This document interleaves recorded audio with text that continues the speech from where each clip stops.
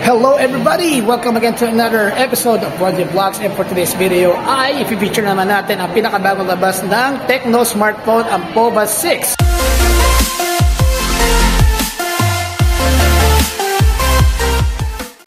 At eto nga po, nandito po tayo sa kanilang concept store sa SM City, Bacoor.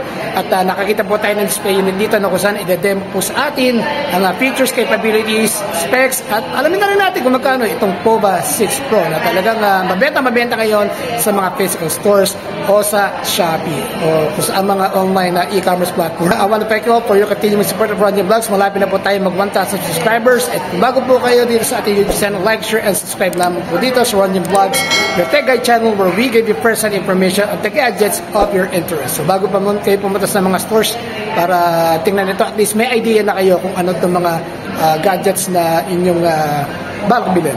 Hello guys, my name is Jenny, a PS promoter of Tecno here at SM Bacoor. So let me introduce you yung bago naming smartphone, which is the POVA 6 Pro 5G. Okay. So, here we go, POVA 6 Pro 5G. Ang kauna-unahang POVA series natin na ginamitan ng AMOLED display, which is naka-full HD Plus na rin siya. And then 120Hz. So, meaning to say, mas smooth yung performance. At the same time, hindi lang siya pang gaming, pang camera, pang multitasking. So, isa-isahin natin yan. When it comes sa camera natin, ginamitan siya ng 108 megapixel sa ating rear camera na kung saan meron tayong zoom hanggang 10 times. So as you can see, napaka-clear pa rin tsaka detailed. And here in the front camera, mapapansin mo, napaka-detailed. Very clear, vivid yung ating photos. Dito sir, ginamitan siya ng 32 megapixel. And then when it comes naman sa video, mapapansin mo, kahit sa front, pwede natin gamitin ng stabilization. And we have also in the rear. So yan, pakita ko lang po yung usual, pag nag-take ka ng video, medyo shaky siya. Then here we go, pag naka-stabilization siya, stable. Oh, you no longer need a gimbal. Yes. Oh, yeah. So, here napakita ko na yung ating dual video. You can choose. Yan. Ayun. Pwede so, perfect for vlogging yan. Yes, perfect for vlogging. Pwede din tayo mamili ng style. If you want na dito kasi naka-minimize, no problem. Pwede natin siyang ilipat. Pwede mong paloko sa video ko din eh, no? Yes. Kunyari may video call ka, pero it's a prank lang. Video yan. And then may mga other features din na tayo, even sa night. So far, hindi ko mapapakita sa inyo yung magandang video niya when it comes sa night, kasi maliwanag dito. Masusubukan natin siya when it comes sa dilim. And then here we go to the other features. Mapapansin nyo po, dito may sky shop din tayong tinatawag, and we have film. Kung mahilig kayo mag-vlog, so here we go. We have a short film na pwedeng i-introduce dito, like this. Yan. Yan. And then let's say ganyan. Dito sa other side. Makagawa ka ng short film, ha? Yes.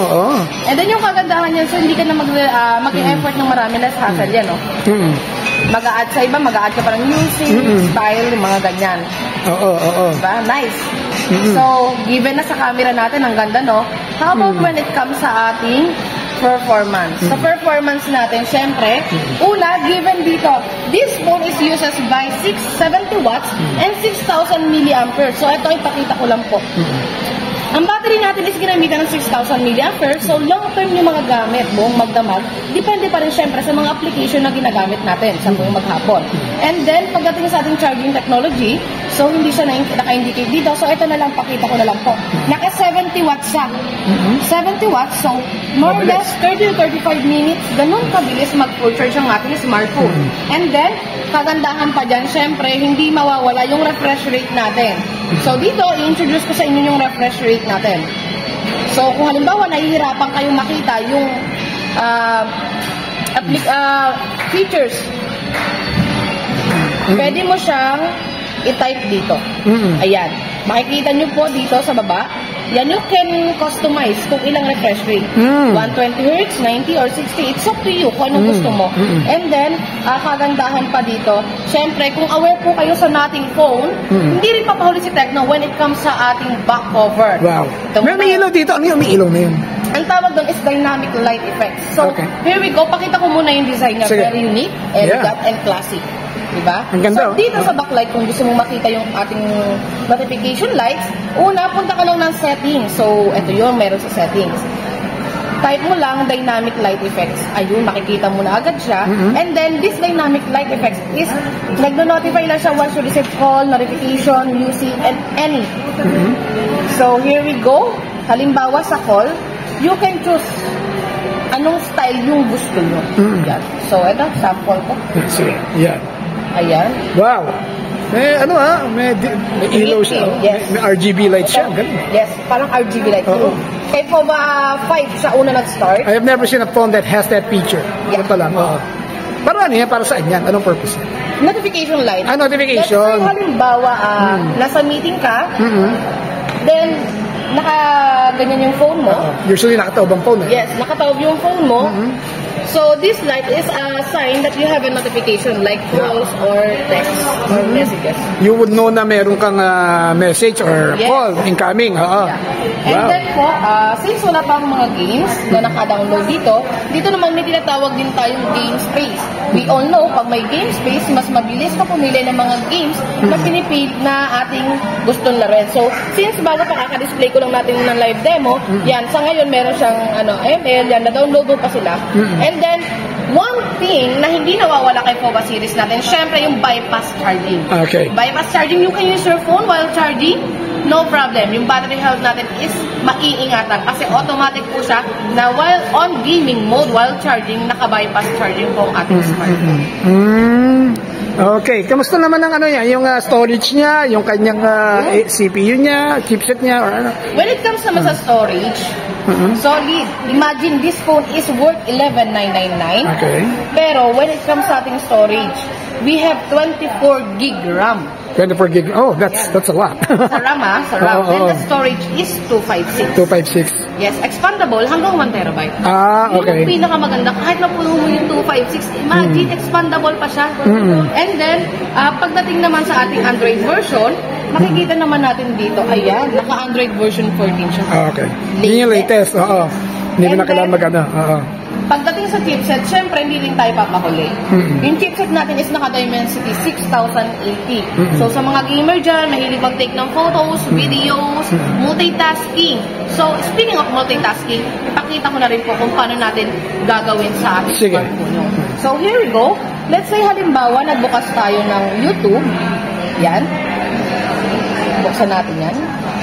Naka-Dolby Atmos tayo, dual speaker. Dual speaker, yeah. Yan. Pwede mo siyang i-customize. Oh, okay. One thing, another application like Chrome, sample. Customize mo ulit, lagyan natin dito sa gilid. Kahit anong size, pwede naman. Nasa inyo pa rin po kung anong gusto nyo size. And let's say magbubukas pa tayo ng gallery or any apps, pwede. At the same time, tatlong application, multitasking kung baga tawagin. You don't have to switch from one app to another, right? Yes. Wow. Siya pa lang ba may ganyan? Even other brand, meron naman, pero usually split type lang po. Split type. Ito, multi, Yes. Saka yung floating po, hindi po nagagawa sa ibang brand yan. Kami lang po. Hindi na po floating yung YouTube at the same time nag-play. Maganda to, let's say halimbawa, you're listening ng music at the same time or kaya nanonood ka ng movie sa YouTube. And then gusto mong manood na mag-open ng Messenger, Facebook, yun yung kagandahan. And then other thing pa nga pala, so nabigay na natin yung mga specs niya. Siyempre, ang available color natin sa market, we have Comet Green and Meteorite Green. So it's up to you. From this price range, $11,999, you have full package smartphone na kompleto na yung mga performance na hinahanap nyo sa isang phone. Alright.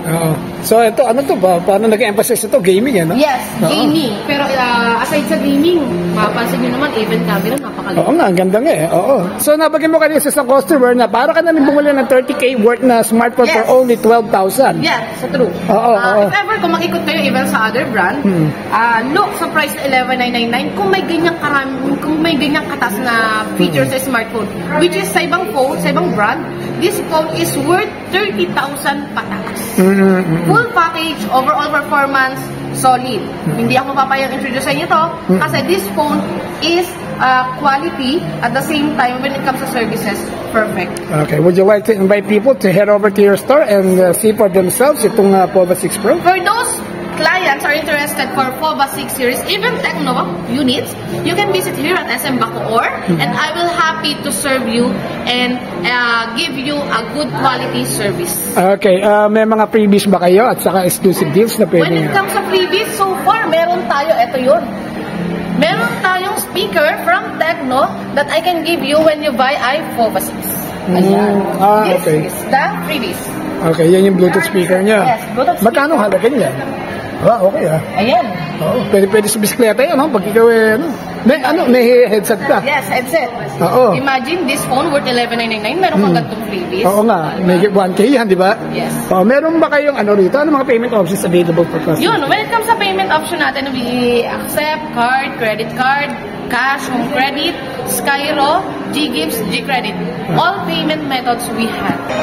Okay, so I want to thank Miss Jenny here for ably demonstrating the features, capabilities, and the price of the Tecno FOVA 6 ang bagong labas nila. Kung gusto niyo po makita itong unit, punta lamang po kayo, hanapin niyo po si Jenny dito at she will be assisting you at i-demonstrate niya sa inyo kung ano po mga capabilities at makikita niyo kung gaano kaganda itong bagong release sa Tecno Concept Store sa SM City Bacoor. Ito po si Ronja Blas. I'll see you on my next video. You'll take care now and God bless. Bye.